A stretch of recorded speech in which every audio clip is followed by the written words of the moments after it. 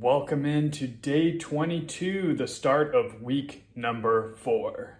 We're back in the gym today with another workout, and of course, if you're following along with this trainer, you've had the 2 recovery and grow days in a row, so you should be primed and ready to crush that iron. We're going to be going over an exercise execution movement as we usually do in these workout days, but I thought I'd also mention something important that came up for me that may come up with you in your training journey. And that is what to do if an exercise that you're doing in the trainer isn't working for you or is creating problems or doesn't feel right. So for those of you who are following along with the workouts on the app and the trainer, you know that I have front squats listed as one of the exercises. Now, as I already told you all before, you are more than welcome to exchange exercises for ones that you feel better suit you or you have at your gym, so long as they work the same muscle group in the workout. And I had that come up for me.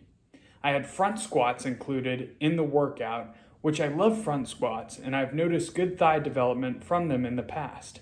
However, this trainer is so built on and focused on progressive overload, which is going great by the way, that front squats were causing me to reach failure not from thigh exhaustion, but from the fact that I was running out of oxygen keeping the bar up on my chest against my throat and was having trouble stabilizing myself as the weight rapidly progressed up.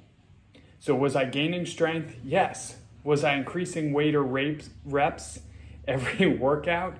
Yes, absolutely. However, I was noticing that my legs weren't reaching the point of complete fatigue or failure. It was always the fact that the bar was starting to slip off my shoulders or I was running out of oxygen that was causing the set to come to a stop. So, what do you do if you notice something similar? Well, it may seem like an easy solution and a simple one, but I just wanted to give you the go ahead and let you know that it happened to me too, and this is how I dealt with it. You swap the exercise out for a different one. It's as simple as that. Now, you do want to make sure that the exercise is very similar to the one that you are swapping out, and certainly that it is working the same muscle group. For example, you wouldn't swap out a bench press with a pull down because you're working completely different muscles. You also wouldn't substitute a bench press with some sort of cable fly because a bench press is a heavy compound movement and a cable fly is a lighter isolation movement. However, you can swap out a bench press with a dumbbell press, a machine chest press, an incline or decline bar press, a Smith machine press. There's tons of options out there. You just have to get creative, learn your body enough to know which exercises you feel and work best for you, and then work in the rep ranges I have laid out and work with the progressive overload system that we've been doing along on this trainer. So the exercise I chose to swap out for the front squats was a belt squat movement. So since I'm already doing squats on one of the other workouts, the belt squat allows me to keep the overload off my spine that I already get from the squatting movement while still stimulating the muscles exactly the same as with the front squat. I did it, it worked perfectly. Of course, I'm going to have to relearn the weight that I reach failure at and then progressively overload from there, but I know my body well enough at this point that I'm sure that'll go smoothly enough. It's much better to make the change early than when you're super invested in progressive overloading on an exercise, or if you try and force something to happen that you know isn't feeling right and end up injuring yourself. Now, there's other reasons that may come up where you need to swap an exercise. For example, if one really isn't feeling right for you, you don't want to force it and become injured. If you have been doing the same exercise for 2 or 3 weeks in a row, and in spite of best efforts, you just aren't able to progressively overload anymore.